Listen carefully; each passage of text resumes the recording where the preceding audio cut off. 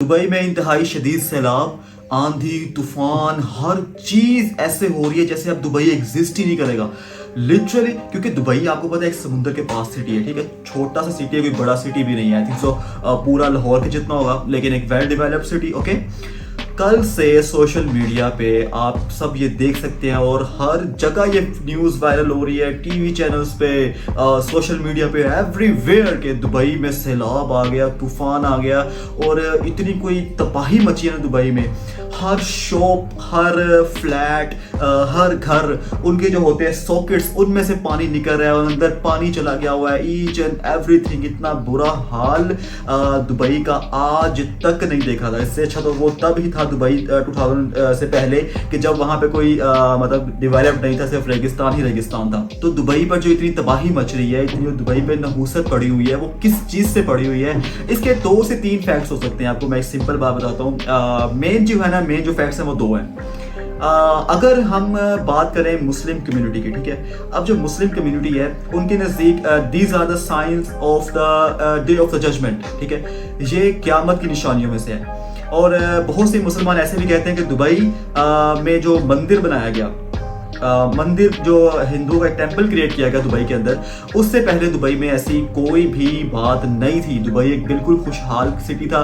हाँ, गोया वहाँ पे बहुत ज़्यादा हुआ करता था। जिना अपने अरूज पर है दुबई में, बेहयाई अपने अरूज पर है। कहने को मुस्लिम कंट्री है, लेकिन हर चीज़ वहाँ पर टॉप पे हो रही है गुनाहों के लिहाज से, ठीक है। तो ये मानना मुस्लिम कम्युनिटी का है जी कि दुबई में जब से मंदिर बना है, टेंपल बना है हिंदुओं का, उसके बाद से दुबई के हालात ख़राब होना शुरू हो रहे हैं। और मैं अगर अपना पर्सनल एक्सपीरियंस आपसे शेयर करूँ तो मैंने भी बहुत सारी रील्स ऐसे देखी। मैंने तो देखा जब कि दुबई में मंदिर की तामीर हो रही है, वहाँ से हिंदू प्राइस्ट आ रहे हैं इंडिया से और यहाँ से उनको सऊदी जो है वो वेलकम कर रहे हैं। और बाद में जो एक मंदिर की बुनियाद रखी गई है, वहाँ पर सऊदी जो अरबी लोग हैं उन्होंने खुद बुतों को सजदा किया, वहाँ पे सेलिब्रेशंस की जा रही थी मंदिर बनाने की।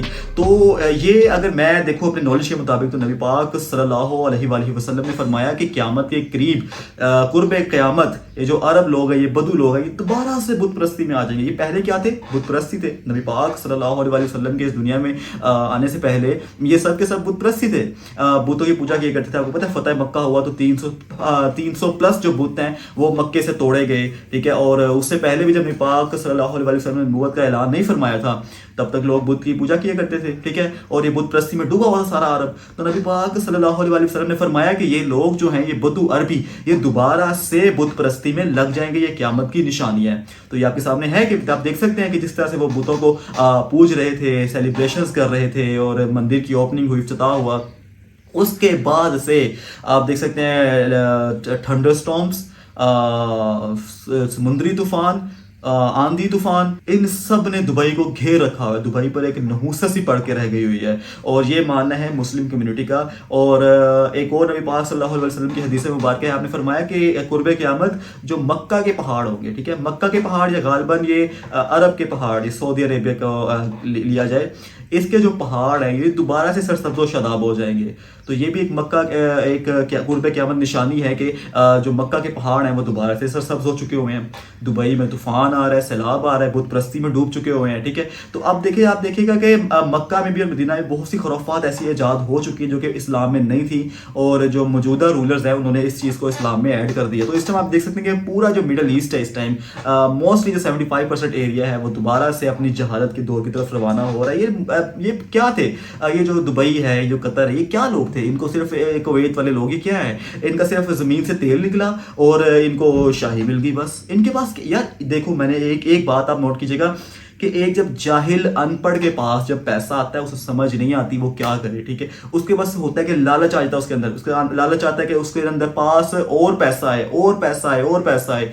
ये वही इनके साथ हुआ है। इन्होंने टूरिज्म को सपोर्ट देने के लिए वहां पर एक मंदिर क्रिएट कर दिया, क्योंकि उन्हें पता था कि इंडिया में जो है 1 अरब बुत परस्त लोग हैं, वो यहाँ का रुख करेंगे दुबई का, इनकी टूरिज्म बढ़ेगी। देखने के बहाने कि तो लोग वहाँ मंदिर कैसा बना हम देखे जाके, इसी बहाने ये लोग बहुत सारा पैसा रेवेन्यू जनरेट कर सकेंगे।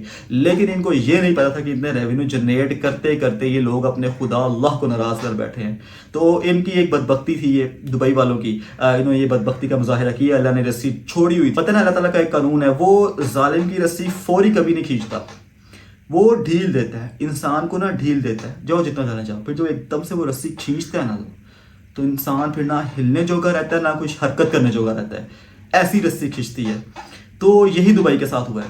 हर जगह आप देख सकते हैं, आप इमेजिन कर सकते हैं कि अब ये पानी निकलेगा दुबई से कभी बाहर, जितना पानी आ चुका हुआ है पूरे दुबई के अंदर। पूरा दुबई आप कहते हैं कि कोई एरिया अगर सिक्योर है, नो, कोई एरिया सिक्योर नहीं है, हर जगह पानी ही पानी आया हुआ है। और ये मुस्लिम कम्युनिटी बार बार दुबई को ये टॉन्ट मार रही है कि तुमने वहां पर एक मुस्लिम कंट्री के अंदर तुमने हिंदुओं का एक मंदिर बना दिया, बुत प्रस्ती को शुरू कर दिया, तुम पर अल्लाह का अजाब है, अल्लाह की लानत पड़ी है दुबई के ऊपर। ये उसका नतीजा है, ठीक है। अब मुस्लिम कम्युनिटी ये कह रही है, अब देखा जाए कि बाकी कम्युनिटी क्या कहती है। वो कहती है कि क्लाइमेट चेंज है। तो अगर हम क्लाइमेट चेंज को भी देखें, वो कहते हैं कि क्या क्लाइमेट चेंज हो रहा है, और जो बाकी कम्युनिटी कहती है क्लाइमेट चेंज हो रहा है, वो मुसलमानों को बहुत मानती है।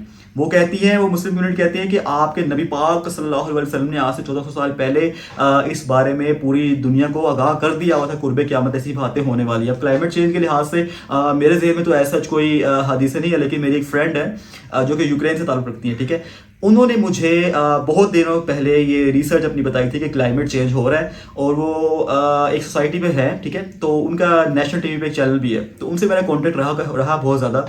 अब तो खैर वो एक उनकी मैरिज हो चुकी है, तो उनके हस्बैंड ने मना किया कि किसी से बात नहीं करनी है। नहीं तो पहले तो हमारी इस क्लाइमेट चेंज के लिहाज से, तो इस्लाम के लिहाज से बहुत सारी डिबेट हुआ करती थी। खैर अब तो इतनी नहीं है। रात को उन्होंने मुझे एक रील सेंड किया दुबई पे जो फ्लड आया हुआ है, तो मैंने उनको मैंने कहा it's a sign of day of judgement, और क्या, क़यामत की निशानी है, आपको मैंने पहले बता रखा था। कहती हाँ यू आर राइट।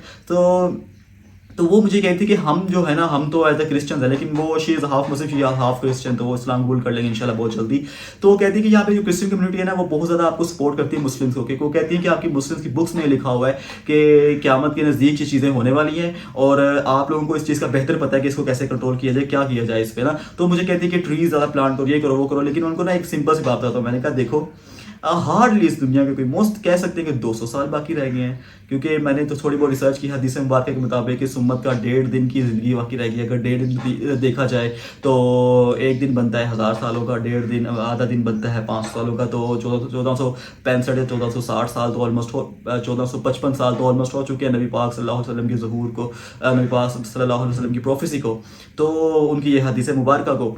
तो मोस्टली हार्डली अगर मैं अपना अंदाज़ा भी लगाऊं तो अगर 1.5 दिन के मुताबिक देखा जाए, अब आई डोंट नो वेदर ये हदीस मुबारक ऑथेंटिक है या नहीं, लेकिन इट्स अ वेरी फेमस हदीस और लोग इसको कोट भी करते हैं बहुत ज़्यादा।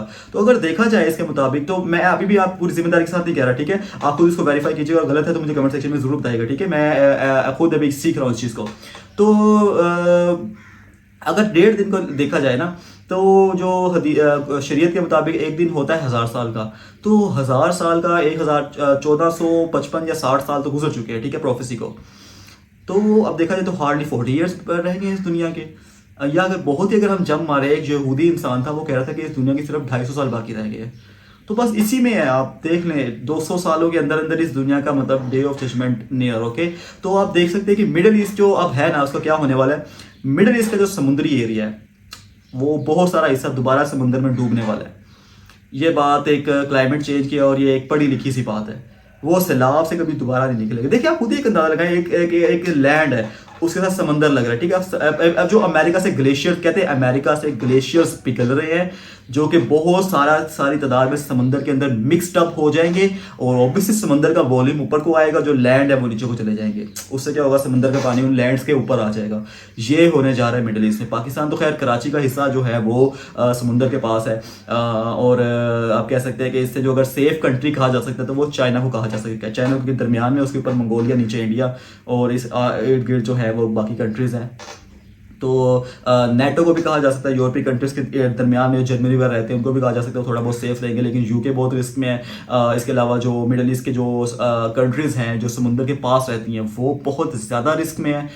कराची का एरिया बहुत ज़्यादा रिस्क में है। इंडिया का मैसूर, ठीक है, सुल्तान मैसूर जो है टीपू सुल्तान, उनका इलाका मैसूर, वो बहुत रिस्क में है। अमेरिका बहुत ज़्यादा रिस्क में है। अमेरिका में बहुत ज़्यादा क्लाइमेट चेंज होगा। अगर अमेरिका ग्लेशियर इतनी तेज़ी से पिघल रहे हैं तो अमेरिका भी नहीं बचेगा, ठीक है। तो बचेगा तो थोड़ा बहुत चाइना बच जाएगा, इंडिया का कुछ हिस्सा, पाकिस्तान का कुछ हिस्सा बच जाएगा क्लाइमेट चेंज की वजह से। तो आगे आने वाले टाइम में तो बहुत ज़्यादा क्लाइमेट चेंज होने वाला है, लेकिन दुबई में सबसे पहले ये देखा गया है। और सऊदी अरब का कुछ इलाका भी क्लाइमेट चेंज की जिद में आ रहा है, पानी वहाँ पे बहुत ज़्यादा बढ़ता चला जा रहा है। तो खैर at the last Muslim community को अगर देखा जाए तो वो ये कहती है जी कि इनको अल्लाह ताला की तरफ से सज़ा मिल रही है, कि अल्लाह ताला ने इनको सज़ा दी है कि इन्होंने दोबारा से बुत परस्ती शुरू कर दी, जबकि ये लोग सीधे रास्ते पर थे, एक अल्लाह को मानते थे, एक अल्लाह की इबादत किया करते थे, लेकिन इन्होंने एक अल्लाह को छोड़ के दोबारा से बुत परस्ती को सजदा करना शुरू कर दिया। आपको पता है इस्लाम मज़हब में आप हर गुनाह कर लो, हर गुनाह की माफ़ी है, सिर्फ आपको शिर्क की माफ़ी नहीं है। शिर्क किसे कहते हैं? अल्लाह के अलावा किसी और की पूजा करना, अल्लाह के अलावा किसी और की इबादत करना।